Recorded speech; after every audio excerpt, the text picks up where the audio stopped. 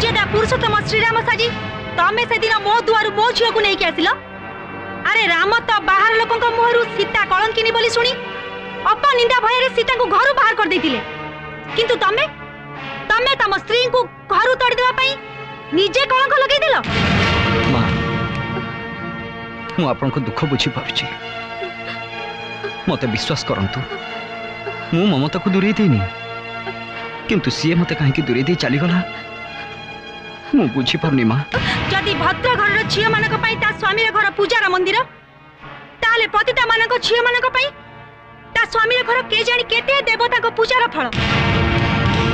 ता पई स्वामी रे घर टू बड़ स्वप्न किछि नथिला, तथापि तमे कहूछ मो झील घर छाड़ी चली गला। असंभव। मो मन कहूची ता संगरे किए विश्वासघातकता करिछि, किए षड्यंत्र करिछि। जदि मोरे संदेह सत हुए ताहले मने रख जा खाली कहानी रे पड़िथिबो जे पतिता माने वंश उजाड़ी दियंती, पिटा माटी उच्छन कर दियंती,